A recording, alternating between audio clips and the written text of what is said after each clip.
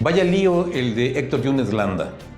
Vaya lío con ese afán de querer limpiar a Veracruz y sobre todo por traer junto a él a duartistas y a fidelistas. Y uno se pregunta cómo va a limpiar Veracruz, cómo va a poder aplicar la operación barredora, cómo va a poder aplicar la ley, si tiene la sombra del pasado y sobre todo la sombra de todos estos personajes que le hicieron tanto daño al estado de Veracruz y que han querido retener el poder por sí mismos o a través de un candidato a modo. Héctor Yunes Landa es el candidato al gobierno de Veracruz. Es el candidato priista que surge de un proceso accidentado, de un proceso complicado, por todos los grupos que estuvieron peleando por desbarrancar y por descarrilar a Pepe Yunes Zorrilla, el otro senador, y al mismo Héctor Yunes Landa. El dilema es grave y el dilema es fuerte, sobre todo para un candidato que necesita convencer, pero que es difícil que lo pueda hacer desde el momento en que está junto a él la gente que estuvo disfrutando de las mieles del poder y que sobre todo estuvieron saqueando al estado de Veracruz. El grave problema que tiene Héctor Yunes Landa es la credibilidad.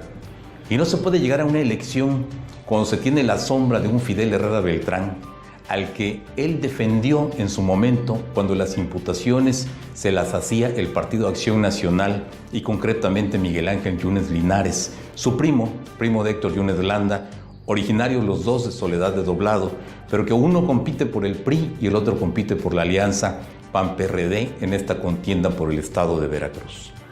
El problema para Héctor Yunes Landa es cómo convencer a muchos de los electores que puedan creer en él, que puedan creer que él tiene un rompimiento con el fidelismo y con el duartismo, cuando en el pasado, cuando aquellos audios en los cuales se escuchaba la voz de Fidel Herrera Beltrán desviando recursos, había un reconocimiento de desvíos de recursos públicos hacia los candidatos priistas. Ahí se escucha cuando le ofrece 10 millones de pesos a Renato Tronco, entonces candidato a la alcaldía de Las Chuapas.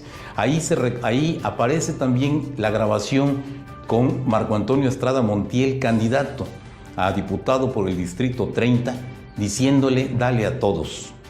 Ahí está también aquella voz cuando él habla de la plenitud del pinche poder, cuando se refiere a Javier Duarte como el candidato reapendejado y también cuando le está dando instrucciones de cómo tiene que entregar los recursos públicos. En esas grabaciones aparece también la voz de Fidel Herrera Beltrán cuando le está diciendo a un productor de música que plagie el jingle de Movimiento Ciudadano.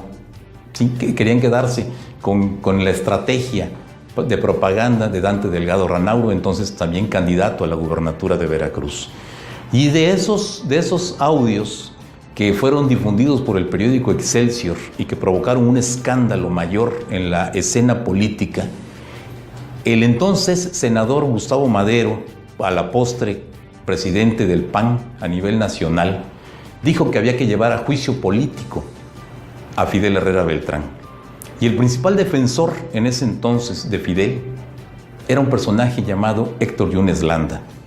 Y ahí Héctor Yunes Landa lo único que vio fue el delito de violación a la privacidad, una grabación subrepticia y obviamente una grabación ilegal. Dijo que por lo demás él no veía delito alguno. Fue la defensa que hizo Héctor Yunes Landa de Fidel Herrera Beltrán y consecuentemente de Javier Duarte de Ochoa. ¿Qué sucedió finalmente? Bueno, pues lo que ya todos sabemos.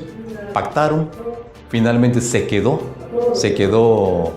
como candidato y finalmente pactó ser senador. No fue gobernador en el 2010, le dan la senaduría y ahora se la están cumpliendo en el año 2016. Ese es el escenario que él no quisiera del que se hablara. Y uno se pregunta cómo va a limpiar la casa, cómo va a hacer las cosas diferentes si lo que tiene es un problema de credibilidad. Va a limpiar la casa con los mismos duartistas y fidelistas que están a su lado, son los que le van a pasar el trapeador, los que le van a pasar la escoba, los que le van a dar el pinol y los que les van a dar la cubeta, y con eso él cree que va a quedar más limpia la casa. La casa llamada Veracruz va a estar más sucia. Soy Mucio Cárdenas, ese fue mi comentario y nos vemos en la próxima.